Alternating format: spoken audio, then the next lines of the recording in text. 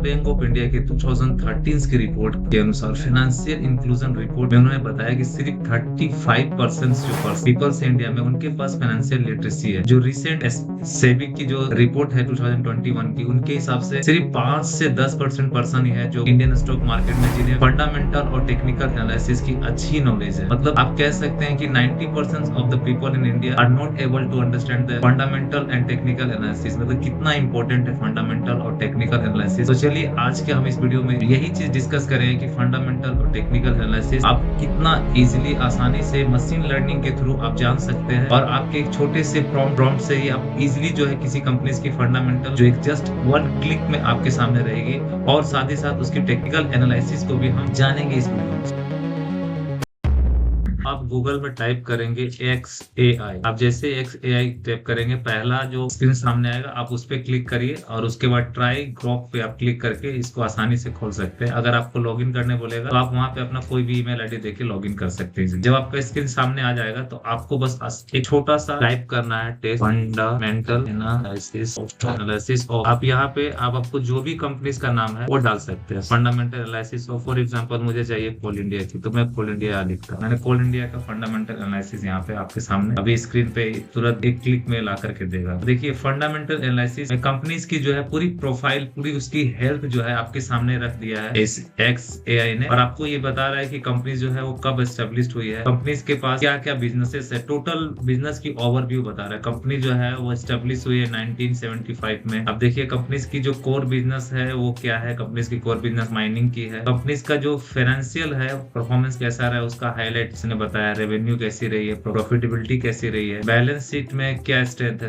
Balance sheet में देखिए CIL का डेप्ट फ्री है पूरी तरह से, कोई भी लोन कंपनीज के ऊपर नहीं है। और इसके जो इंपॉर्टेंट मैट्रिक्स है रिटर्न, वो भी बता रहा है कि over the return on equities, मतलब जो भी पैसा कंपनी जो कमा रही है ऑन एन एवरेज अपने अपने कैपिटल्स के ऊपर, वही होता है रिटर्न ऑन मैट्रिक्स। तो इसका 52% ओवर द 3 इयर्स में इसका रिटर्न दिख रहा है, काफी पॉजिटिव है। डिविडेंड पॉलिसीज भी दे रहा है कि कंपनी जो है वो डिविडेंड कैसा दे रही है रेगुलर बेसिस में। वैल्यूएशन कंपनी की कैसी है, कंपनीज की वैल्यूएशन आपको क्लियर कट बता रहा है कि कंपनीज की वैल्यूएशन कैसी है, कंपनीज के फ्यूचर्स ग्रोथ प्रोस्पेक्ट्स क्या हो सकते हैं, कंपनीज किस तरह की अर्निंग कर रही है कोल में। देखिए इनकी बिजनेस में ग्रोथ से 7 to 8% का वॉल्यूम का ग्रोथ है वो कमिंग ईयर में आएगा इनके कोल प्रोडक्शन में। कंपनीज की स्ट्रेंथ, वीकनेस, कंपनीज के पास क्या अपॉर्चुनिटीज है, कंपनीज के पास बेसिकली क्या थ्रेट्स है, मतलब क्या चैलेंजेस है कंपनीज के पास, वो भी सामने रख दे रहा है आपको। कंपनी जो है वो रिन्यूएबल एनर्जी में ट्रांजिट करना चाह रही है, जो कि 2020-30 के आसपास में 52% के आसपास रहेगा। इन्वायरमेंट रेगुलेटरी और कार्बन इमिशंस की पॉलिसीज का इनके ऊपर चांसेस है, थ्रेट्स है इनके ऊपर। इसके बाद अभी का बता दे रहा है कि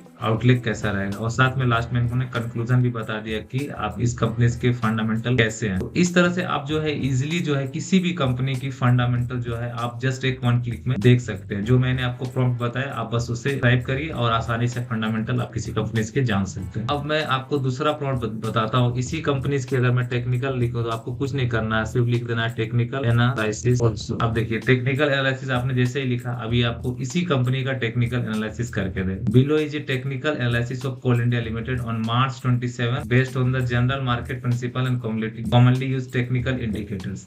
टेक्निकल फंडामेंटल और टेक्निकल्स में बेसिक डिफरेंस यही है कि फंडामेंटल्स कंपनीज की पूरी प्रोफाइल्स और कंपनीज के बिजनेस उसके मैनेजमेंट के बारे में बताती है, जबकि टेक्निकल्स जो होती है वो कंपनीज की प्राइस की मूवमेंट बताती है, जो अभी प्राइस की मूवमेंट कैसी रहेगी कंपनी। तो टेक्निकल एनालिसिस में आप देखिए बेसिकली प्राइस एंड प्राइस का ट्रेंड्स बता रहा है। रिसेंट कंपनीज की प्राइस क्या सपोर्ट रहा है, क्या रेसिस्टेंट रहा है, trend identification, long term trend कैसा रहा है, मिडिल टर्म ट्रेंड कैसा रहा है, शॉर्ट टर्म ट्रेंड कैसा रहा है, की सपोर्ट लेवल्स क्या है, माने कहां पर कंपनी जो है कंपनीज के शेयर जो है हाई वॉल्यूम्स में सपोर्ट कर रही है, कि कहां पे उसके रेसिस्टेंस लेवल्स हैं, मूविंग एवरेज कैसी रही है, दो मूवमेंट इसके जो RSI है जिसको बोलते हैं स्ट्रेंथ, जो कि अगर 70 से अवर रहेगा तो ओवरसोल्ड कंडीशन में रहती है, अगर बिलो रहेगी तो 70 से ऊपर रहेगी तो ओवरबॉट कंडीशन में रहेगी, और बिलो 30 रहेगी तो अंडरसोल्ड कंडीशन में रहेगी। तो इस तरह से इसने वॉल्यूम, टेक्निकल चार्ट पैटर्न, सारा चीज टेक्निकली आपको ये बता रहा है कि कंपनी जो है बुलिश केस कब हो सकती है, सिनेरियो बेयरिश केस कब हो सकती है। मतलब कंपनी जो है आप कब मान सकते हैं कि कंपनी जो है वो बुलिश है,